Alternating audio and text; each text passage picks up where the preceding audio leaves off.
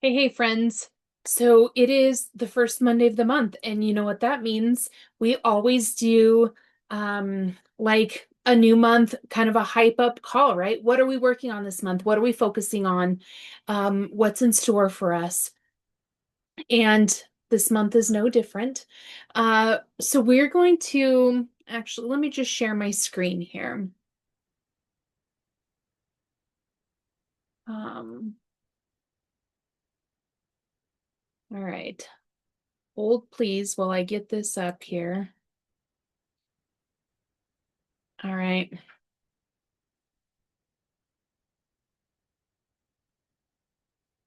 So, and I, oh, hey, welcome to July. It's the July first of the month call, as we always do here in the community. And this month, we are celebrating some freedom. And so let me bring up my screen. All right. And I realize I've got a typo. I forgot to change it for July, but Um, this call is all about, kind of hyping the month up. I think that it becomes really easy to not set some growth points, to not set goals for the month. We're halfway through. We've forgotten about, we don't set resolutions, but our intentions for the year, sometimes those slip away. So the first of the month call is really meant to bring back uh, and bring to the forefront, I guess, what it is that we're working on, why this is important. Uh, Guys, you already know we're halfway through the year. And so it's a great time to evaluate, um, you know, what did you set? What intentions did you set for the beginning of the year? And where are you at with those now? Have you set growth points? Have you set goals for the month? What do you want the rest of the year to look like? I think something that's commonly overlooked, especially at the beginning of the year, is when people are putting together growth points.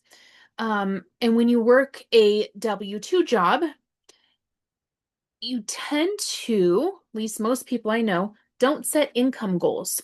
A lot of times people set income goals and revenue goals with their businesses, but they don't set it if they've got a W-2 job.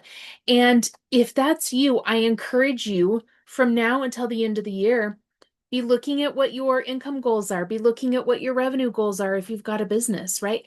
These are all important. It gives us focus and it allows us, if we know what it is that we're working towards, we then can make decisions that are either getting us closer to it or getting us farther away.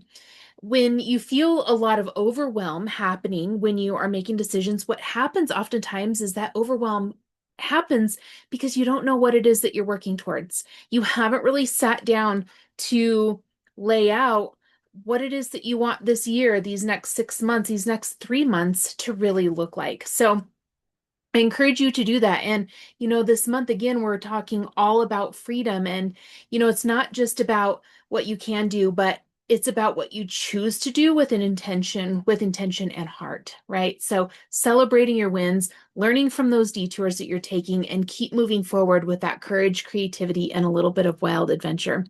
You're not just surviving, right? We want to be thriving in life. So, as we go through the Growth Chronicles for July, um, I want you to really be looking at, this money minute, right? Uh, this month's challenge. Are you going to accept the challenge or not? You don't have to, folks. You don't have to. I think that you do what is in the best interest of your journey going forward. But I put these in here because these are common areas that I see that will help moving forward on some of those financial goals and bringing again that focus in so it allows us to know what decisions we're making, reduces that overwhelm. So this month's challenge, choose one or two sinking funds to really focus on this month. Decide how much you're going to set aside, track your progress, and celebrate each of those milestones, no matter how small they are. And if you use this sinking fund for something, Share the story with the community. Why are you using your sinking fund? Involve us. Let us know so we can celebrate with you, so we can live vicariously through you. If you are using it for something that maybe isn't necessarily fun, but it helped you to reduce some financial stress, share that so we can see the benefit of having sinking funds. This month we're organizing the garage. All right. So, um, it might be a little bit hot and you're thinking, oh, I don't want to organize the garage. But, let's just be honest. The garage is a place that, well, isn't every area of our homes easy to get kind of cluttered, right? And filled with some chaos. So let's organize the garage this month. Um, Make sure that you're providing a space for your car to actually fit in. That's what a garage is typically for, right? It's for our vehicles. So if your car cannot fit in there, it's definitely time to get it organized. Again, I go through, give you guys, some tips, and then we break it up by week, right? We want to make this as easy as possible to get this task done. With each of these areas that we are decluttering and we are organizing, you are reducing stress in your life. You're getting to like an inside glimpse, like a really close glimpse at how you spend your money and what does that do? Like, what effect? What's the consequence of that?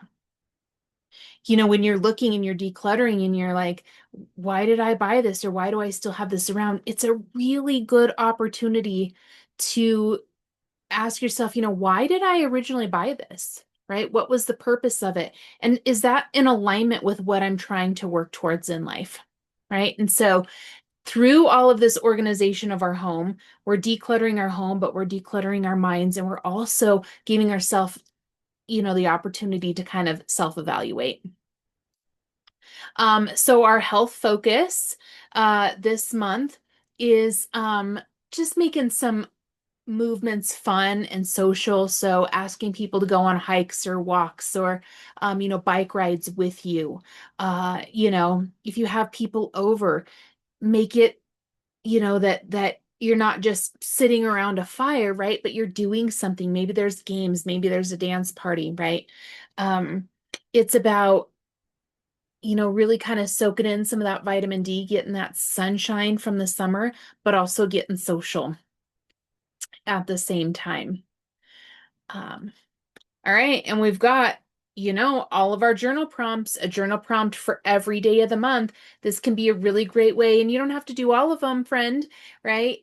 These are just meant to help you kind of declutter the brain a little bit, right? It sometimes can help us on our gratitude practice. It can sometimes help us on um, some clarity that we might need in some situations. You would be surprised if you work on these through these journal prompts each day, what really comes up for you. We're in a very transitional and dare I say like monumental time with things are things feel really unsettled in a lot of areas in the world, right? And all of that trickles down into our daily lives. And so learning how to ground yourself is really important. And these journal prompts can help you do that. They can help you ground yourself into more of what you can control. They help to ground and bring awareness to your thoughts and beliefs and how those thoughts and beliefs are leading your decision making. These journal prompts bring in an element of fun and have you think about things that maybe you haven't thought about for a while, and oftentimes kind of bring up some memories. And uh, a lot of times that can be really a pleasant experience, right? So all journal prompts, one for every day of the month. Our abundance affirmations. These are so important to say them or a close version of them every day out loud, saying it. Mel Robbins always suggests you say it to yourself in front of the mirror. It's so funny because um, I think if you're watching this, you're probably old enough to remember Mad TV and um, uh, let's see, what was the guy's name. I just had it on the top of my tongue, but he used to sit in front of the mirror, right? And say his affirmations in front of the mirror. I think he wore, um,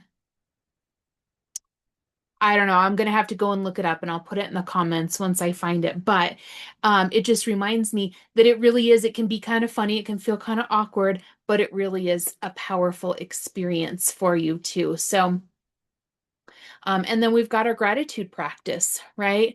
Again, that's an important piece of our journey going forward. This month, I would encourage you, if you haven't already, um, how do you want the rest of the year to go? We're 6 months down. We're starting, the second half of the year. What are some income goals that you want? Doesn't matter again if you work in a W-2 or um, you have a business, or maybe you have both, right? Maybe you have multiple businesses, right? Reevaluate your income goals. I realized the income goals that I had written down, we've already exceeded a couple of them. That's exciting, but you don't just leave it there, right? You continue to go and grow. And so you reevaluate those goals that you set. And then once you reach them, reset, right? Set some new ones. Celebrate those milestones of like, dang, we did it, and how exciting that is, right? And so I just encourage you guys to look um, ahead. Even if things have been challenging, you can still give yourself an opportunity to kind of get back on track. Maybe you've had to detour a little bit. Hey, it happens. There's nothing wrong with that. It's just about recognizing the detour and saying, listen, you don't need to be on the detour forever. You can get back on track, right? And getting back on track doesn't mean the same one that you were on before. It can be one now based on your experiences, what's happened, what has changed, right? So then that's why it's powerful to set some new goals. So happy July. Um, Post in the comments. I would love to know, are you using sinking funds? If you are, tell us about it. How have they been helpful? If you are, reaching some of those financial goals, if you've reached some goals already this year, let us know. Let's celebrate together.